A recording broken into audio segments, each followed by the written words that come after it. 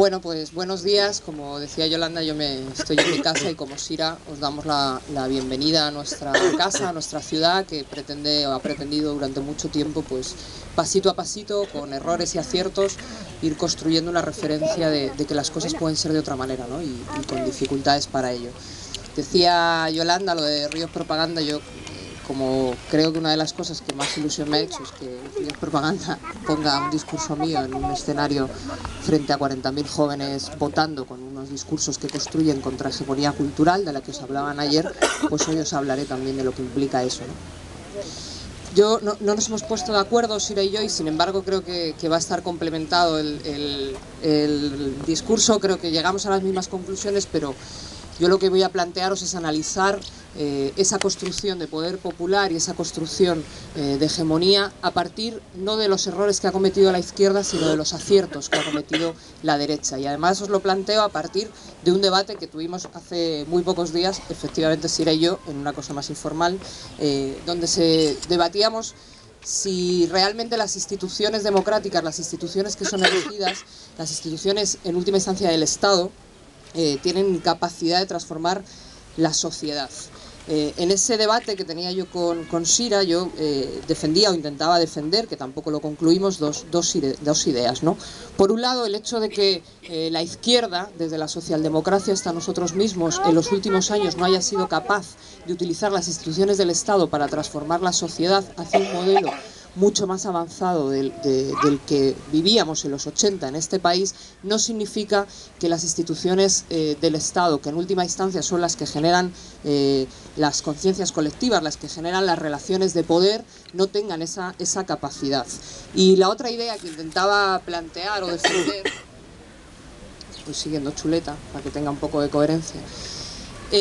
era básicamente que la demostración de que esas instituciones tienen una profunda capacidad de transformación es la práctica de la derecha y del Partido Popular en las dos comunidades que han sido el bastión de su modelo de transformación de sociedad en este país, que son Valencia y Madrid. Los chicos del maíz y Habeas Corpus, que es lo que compone el proyecto Ríos Propaganda, que es un grupo de Madrid y un grupo de Valencia, lo explican muy bien en sus letras. Ayer, que me quedé a la mesa de comunicación después de la intervención de Cayo, os explicaban de la importante aportación que realizó Gramsci a la reflexión sobre el marxismo y a lo que supone plantearse que la superestructura, la conciencia colectiva,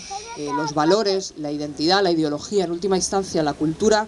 la importancia que tienen en la conformación de los valores de la sociedad y por tanto lo importante que es intervenir sobre ellos para transformar la sociedad. En última instancia, esa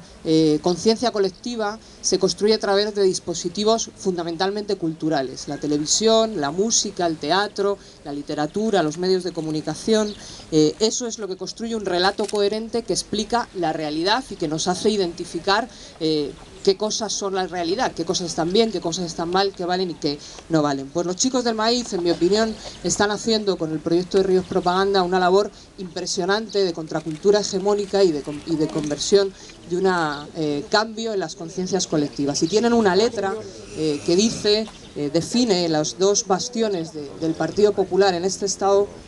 como Madrid y Valencia, ciudades calientes, cortijos particulares de Rita y Cristina Cifuentes. Esta frase define exactamente lo que está pasando hoy.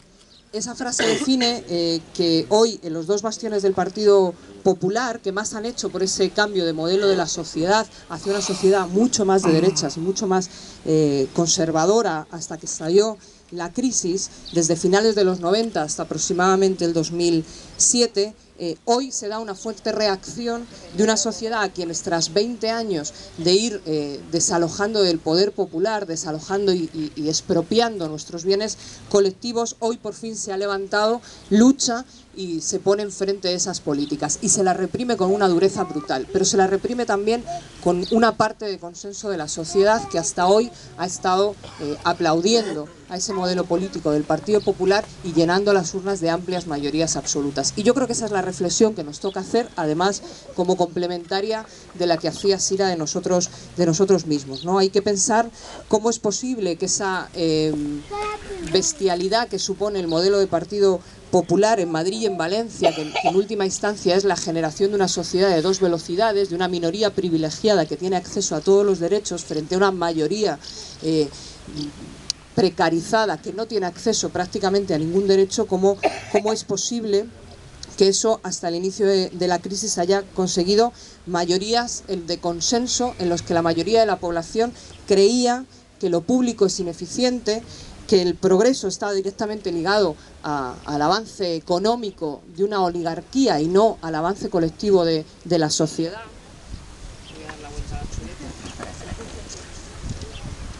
Que la libertad es una idea que se basa en que uno pueda, que existan muchos colegios privados para que puedas llevar a tu hijo y que no tiene relación con tu capacidad de elección en función de tu renta, o que la violencia es que se ejerza la protesta y el ejercicio democrático de resistencia en lugar que te echen de tu casa o que te apelen en una manifestación, ¿no? Eso...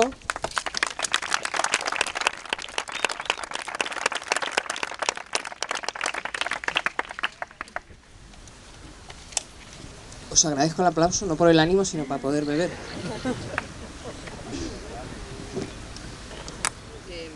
Decía que este consenso amplio que han conseguido en Madrid y en Valencia lo han conseguido utilizando las instituciones del Estado en su favor y en el modelo de transformación de la sociedad que querían conseguir. Aparatos de propaganda como Telemadrid y Canal Nou han sido decisivos en la construcción de un discurso donde todos estos valores de la libertad, de la democracia, del consenso cambiaban de golpe de significado y se convertían en los valores que ellos estaban construyendo, ¿no? Pero hay otro elemento que no es solo la propaganda. En el acto que tuvimos de formación también de jóvenes de IU de Madrid, que compartió una mesa con Jorge García, que anda por ahí, él lo explicaba bien, ¿no? El otro elemento fundamental que ha utilizado la derecha desde los poderes institucionales es lo que llamamos el capitalismo de amiguetes. El capitalismo de amiguetes que les ha conseguido repartir un montón de dinero público a empresas privadas que se han hecho ricas a costa del dinero colectivo. Pero que lo que han construido y ha servido y ha operado durante un montón de años no son nada más y nada menos que hospitales, que metros, que centros culturales, que radiales, que un montón de elementos que de alguna manera conseguían que ese discurso de propaganda tuviese un sustento objetivo en el que la gente decía, es verdad, Madrid va bien, independientemente de la desigualdad que genere, eso quedaba desapercibido, eso no se veía, eso no se sentía. Es verdad, es mejor elegir entre médico privado y público y tengo los mismos derechos que el rico de las Rozas. Obviamente esto tiene una relación directa con Gürtel, tiene una dirección directa con los papeles de Bárcenas y tiene una relación directa con la construcción de un poder económico oligarco que manda sobre el poder político. Y esta es la clave de la crisis de hoy, una de las claves fundamentales de la crisis de hoy. Pero hay otra clave fundamental que la derecha aprendió en los años 80 y la ha puesto en práctica como auténticos campeones con el Tea Party de Esperanza Aguirre a la cabeza, ¿no? Que es la construcción de la sociedad civil que sustente este discurso. Y han hecho así los tres ejes fundamentales: el poder económico, el poder mediático, pero también el poder social. No es casualidad, y veo a muchas compañeras que han militado históricamente en el feminismo en este municipio y sabrán que para ellas ha sido un shock encontrarse en los últimos 10 años miles de personas manifestándose contra los derechos de las mujeres a decidir, contra la igualdad en el matrimonio. Eso también es sociedad civil. Y la derecha ha sabido construir esa sociedad civil que sustente su proyecto y que sustente su modelo. ¿Qué pasa con la crisis? Yo creo que en eso Carlos lo ha explicado bien y Sira también ha dado líneas generales, no me entretendré mucho. Lo que pasa con la crisis es que las condiciones materiales de la mayoría social ya no encajan con ese discurso, ya no encajan con ese consenso. A la gente ya no se le puede decir que es mejor ir a una escuela privada porque no se la pueden pagar, la gente ya no puede ir a concertados, la gente no tiene para comer, a la gente le cierran los colegios públicos, a la gente la echan de su casa, y eso abre una brecha y abre una crisis de régimen, que es lo que planteaba Carlos, ¿no? Donde al final lo que significa una crisis de régimen es que la gente empieza a ser consciente que las instituciones que han construido este modelo de país son las responsables del malestar de la mayoría social, y por tanto no parece lógico pensar que esas mismas instituciones nos puedan sacar de esa crisis. Por eso la crisis del bipartidismo, por eso la crisis de la monarquía. Voy a cambiar la hoja y a beber. Un momento.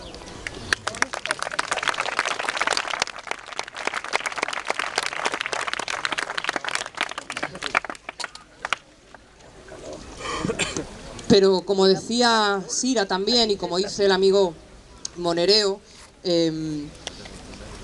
hecho de que exista una crisis de régimen y que esté identificada no significa que la salida inmediata vaya a ser un cambio radical de las bases de esta sociedad, porque al final restauración y revolución pelean hasta el último momento y depende de las fuerzas que tenga cada uno y de quién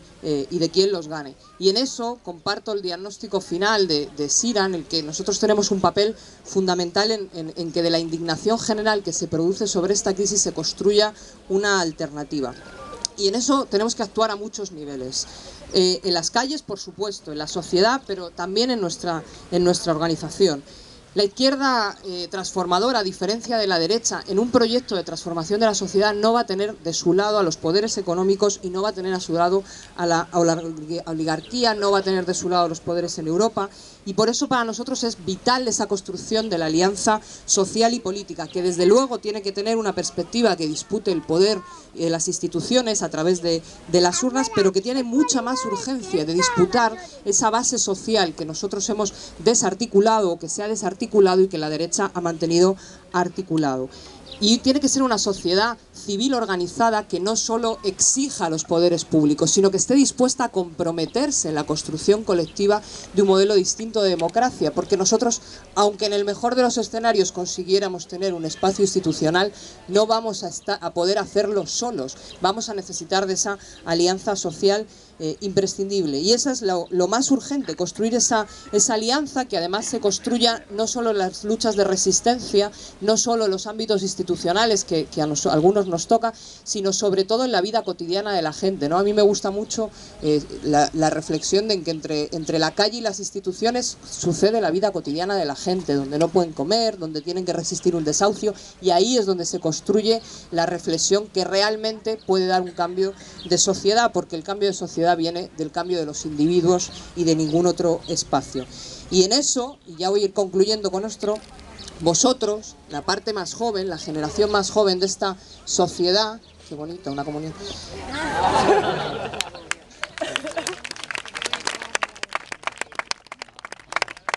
decía que en eso vosotros tenéis un papel fundamental dentro y fuera de Izquierda Unida, no solo en la sociedad. Decía Ortega y Gasset, un enemigo político, fijaros que a los enemigos hay que leerlos y estudiarlos para entender algunas de las cosas que nos pasan, que las sociedades no evolucionan de manera lineal, no suman acontecimientos que conducen a un objetivo último, sino que evolucionan como sistemas de evolución compleja, en la que suceden un montón de cosas y en un determinado momento un montón de acontecimientos hacen que algo cambie radicalmente, ¿no? Y que evolucione. En esa forma de evolucionar, decía también Ortega, que las generaciones, lo que une a una generación de jóvenes tiene una vital importancia, ¿no? Y pueden pasar generaciones y generaciones a lo largo de la historia sin que nada cambie, y en un momento determinado una generación concreta puede ser vital para producir un cambio que no tenga vuelta atrás. Pero continuaba Ortega diciendo que para eso una generación tiene que estar organizada, tiene que saber a dónde quiere construir una alternativa y tiene que ser capaz de ser una masa que no sea aplastada por una masa mayor, sino que sea la masa más potente. Y en eso vosotros tenéis una labor vital y fundamental, y actividades como esta, que como decía Yolanda al principio, tienen por objeto formar, reflexionar y pensar no solo en el diagnóstico de la crisis, que yo estoy de acuerdo con Carlos, eso ya no tiene debate, sino en cómo salimos de esta crisis y cómo construimos una alternativa en la que no sea regenerado el sistema una nueva vez. Tenéis un tiempo maravilloso y tenéis que ser los protagonistas de ese proceso, ¿no? Concluyo ya con una referencia a mi amigo, al profesor Monedero, que a mí me gusta mucho su libro de la transición contada a nuestros padres. Se presentó aquí hace poco en el local de Izquierda Unida y decía que la generación de la transición es una generación con un profundo complejo de Edipo, porque vio morir a su padre, no pudo matarlo, vio morir al dictador en la cama, y entonces tiene un enorme complejo de Edipo que le hace mirar todo el rato hacia atrás a las generaciones venideras pensando que los van a asesinar, ¿no? Y eso los hace incapaces de tener un gesto de generosidad, un gesto de altura de miras que permita ceder el poder a quienes tienen que ser los protagonistas del futuro. Por eso, a vosotros, compañeros y compañeras,